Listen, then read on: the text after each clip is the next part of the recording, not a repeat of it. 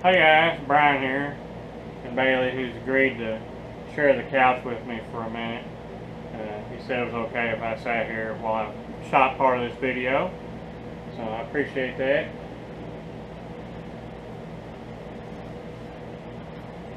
Show you some tool scores, and then we'll go out in the shop and take a look at some other stuff I got, and we'll go over my problem I've been having with my Miller welder that I got that was working perfect, and then I was doing that shaft job the other day and it quit coming on off the pedal, and I think I've got that figured out. Now I just got to figure out how I'm going to fix it. So first little scores I got be these here. Got a 10 to 11 and 11 to 12 old Brown and Sharp. Got these for $20 for the pair, so I didn't really see how that could go wrong. They appear to be in good shape. The zeros line up and they turn free, and I can't see where the ends are hammered off of them.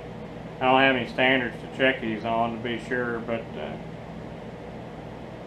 if we get down to that, I can set them off of a mic and be sure that they're right. I mean, off of a caliper, or turn something and verify its diameter and then measure it with this and see what we get. But that's another project for another day. But for now, they look good.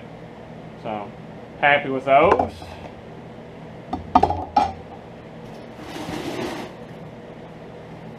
Now, I know some of you guys like the vintage packaging stuff.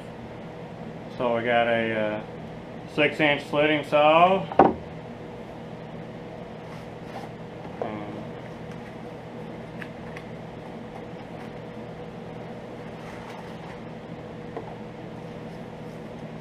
a nice big slab milling cutter or slot cutter, whichever you want to do with it. And these are brand new, never been used. Excellent condition, Morse, US. So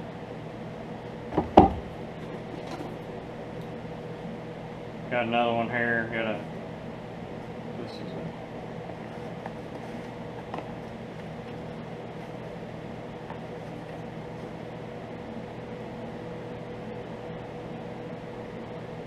stagger tooth, 5/16, 4-inch, brand new, really sharp. I'm sure sometime I'll be able to use these. Again, price couldn't really pass up.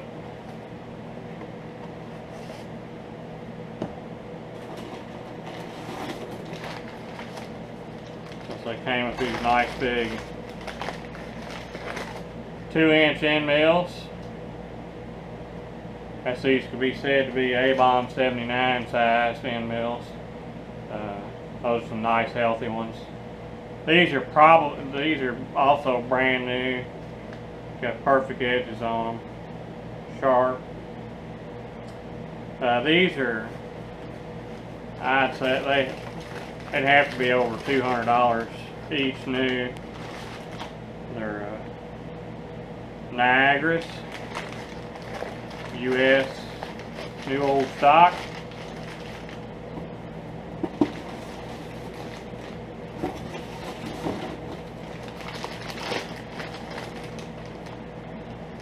Another Niagara. This one here has been used. I think it's got some chip dust on it, but the edges are all still good. Got a little radius to it on the bottom, good for plowing through metal without chipping your ends. So, but it's got a nice sharp edge to it, and you could resharpen the heck out of that thing. I guess you could sharpen it down to 1 inch if you just kept doing it long enough. But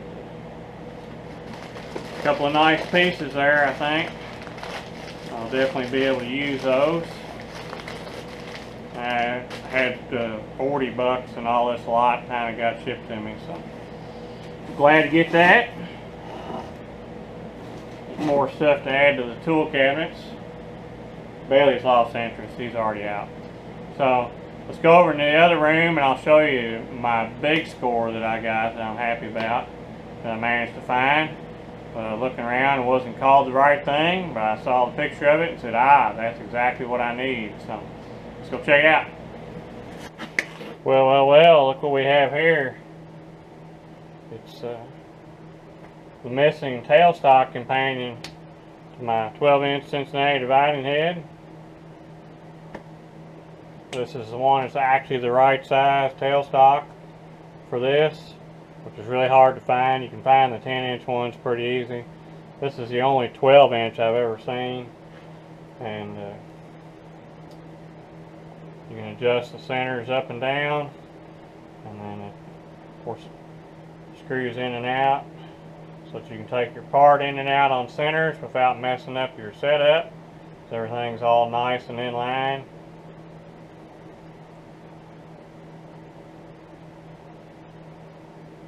So there would be lined up.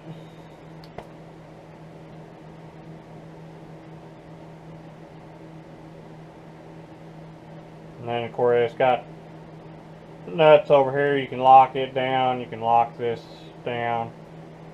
You can raise this up or down so that you can cut tapers, or if you're doing angle work. That's what that's for, so that you can adjust it. Somewhere in there to be center, so you just indicate it in, tighten the nut up, boom, you're good to go. Then you take your part out, crank this out, take it out, put it back, you're good to go. With my other setup, couldn't do any of that, so I was having to loosen the vise up. My vise has got keys cut on the bottom of it for the table, and it's pretty good. It's usually within less than 1/1000th if I shove it back when I tighten it up. So I was just doing that, and that was keeping it within 1/1000th when I was cutting those splines. But still kind of a pain. So I'm glad to have the right thing. These are certainly a nice beefy piece. This tailstock weighs about 50 pounds. See, it's all key dovetail construction. You can also angle it back here from 10 below to 10 above degrees. So you can change your axis this way also if you need to. And if you were doing inline motion with your tailstock up and down, if you needed for some reason, you could set that.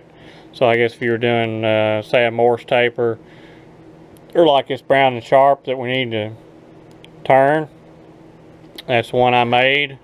It's got in there for now. I've got my other one put up, my good one that I bought, that I can use also. It's not as long as this. It doesn't stick out for this driver mechanism I devised here to work. It's tapered all the way through, and I really wish it was straight like this. So we'll get this set up in the Monarch with the taper attachment, and we'll turn that sometime and get that going. Okay, since I got my A-Bomb shirt on, I figured we'd take a look inside of A-Bomb's welder, or twin to it anyway. I get this is a little bit newer than his, I think, but I did a video on this welder when I picked it up back last year, and it's pretty cherry. One of the things about these welders is they are copper wound. Great big transformers in it. Like I see, you can burn rebar with this thing. It's 460 amps, so you can smoke some pretty heavy rod with that, I'd say. I've never welded up there in that range. It usually stays in the middle range for me, which goes to 260, which is still pretty healthy. But had a problem with when I was welding. This welder has preflow on it, or at least according to the timer. That's what it's set up to do. I'll show you here on the front panel in a second. But this timer is crapped out on me, and it made it where it wouldn't start from the pedal anymore. And I have checked, verified it's got power to it. Currently my workaround is it's a double pole, double throw relay. So I just moved it from the... Okay, so here we are, take two. I'll let the memory card get full. Show you. Alright, so this is one of the weird things on this welder. It's this push button start. It's not common. Works good though.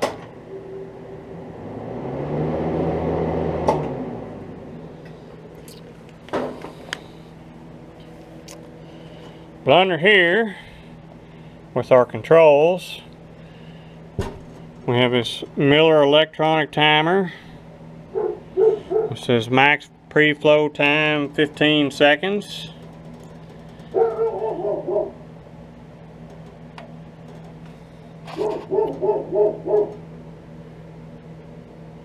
It goes 0% of the timer to 80% of the timer, it says. We've got, this welder does have the plug inside. I've never used it. I said this timer's working properly still. The gas comes on. The solenoids click like they're supposed to. Had that one on hook for diagnostic purposes. That's just so you can hook it into a water line for cooling the torch. If you want to just use regular tap water. I hear that's not the best. I don't have a water-cooled torch right now anyway, so it doesn't matter. But other than that, everything's good in here. Gap looks a little wide on that high freak. I may bring it in some, but the high freak works well. It's smooth, kicks up, does good. This welder's still got most of the tags on everything in it. It's like new, but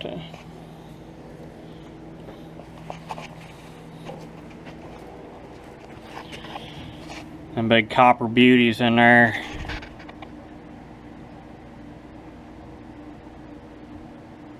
But when you bought a welder, you got something. This thing made out like a tank. But anyway, this here's our problem down here. We've got that 120 vac relay. It's 10 amp, double pole, double throw. The problem I understand is they don't make this relay anymore. This one has all spade hookups. Spades are soldered onto the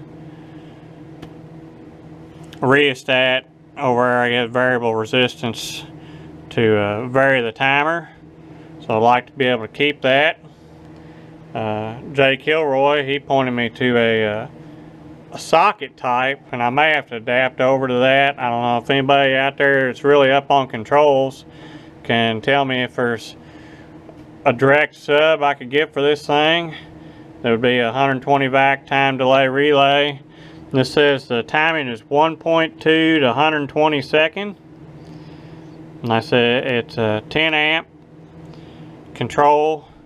Oh, I did read on the Macromatics page who made this that it's actually 12, so was what these older ones were supposed to be, and their current ones are 10, I think. But anyway, I'd like to get that fixed. Currently, I've just got to switch one of the double pole, double throws from the normally open to the normally closed. So when you hit the go pedal, it comes on. There's no delay. So none of this is working basically right now. But the welder's back working. So you can see, still got the tag for the wiring on here. Fortunately, nobody's really been into this machine much. Doesn't look like. Everything's still the way it's supposed to be. All the wires are laid out good. Tagged, marked, banded. A lot of times when somebody's been into something like this, it's not this way. You get in here and it's a disaster. But this one's in pretty good shape. So if anybody's got some tips on getting that fixed, let me know. If not, I guess I may have to just convert it over to the other style, more modern. Surely somebody makes a spade type. It's got the mini spades. They're not the real big spades like what you see in automotive, or like these spades up here. It's a smaller spade on those. It's 3/4 size. So, thanks for watching. Thanks to all my new subscribers. I did see I'm up over 1,300. I think this time, or well, I know back like January, I had 300, so I've gained about 1,000 subscribers so far this year. So pretty excited about that you all are enjoying the content I've got going out there. Got some more good stuff coming your way. I've already shot the footage on, just got to get it edited up and get it put out there. So thanks for watching. Here y'all, just a quick deal on this thing working, just show you how good it works. I just got this scrap tube here laid together. I'm just going to fuse it. I'm not even going to run any filler. This stuff fuses pretty good. You get the temperature right. Pedal here. So let's fire it up.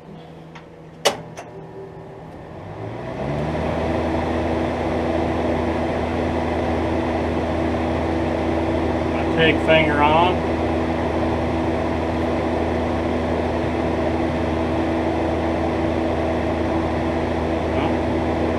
Better turn the gas on.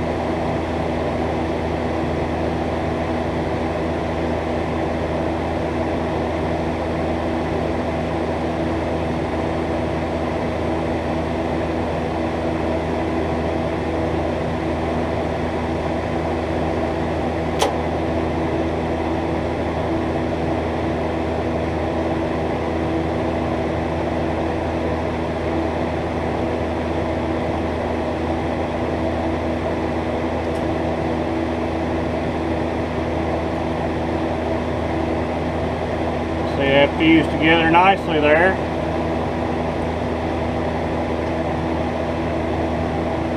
And you get penetration all the way through. What happens when you blow a hole through? I just did that just to practice filling up a hole. So got plenty of material in there. But anyway, this is just a screwing around piece of scrap. Just playing with this welder. Does work pretty good.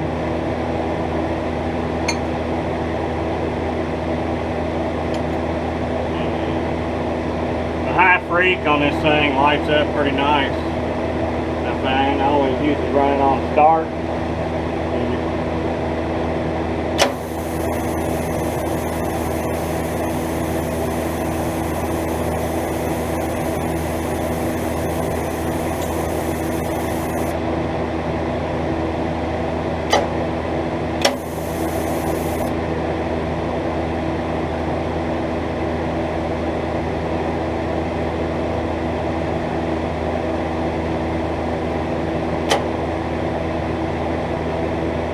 Okay, for those of you that just watched that little welding fiasco there, I guess, down the floor doing some uncomfortable welding. Yeah, the new shops are sure going to have a welding table in it for doing this kind of stuff. Be a whole lot nicer, probably 1,000,000 times nicer. But I figure crappy welding conditions is good practice, because most of the time the stuff that I have to weld is attached to some giant piece of equipment that you can't take apart or do anything with anyway. You got to weld it on it, upside down, backwards, in a hole that you can't see, with water pouring in your face. That seems to be what I get into most times. So this is actually kind of nice.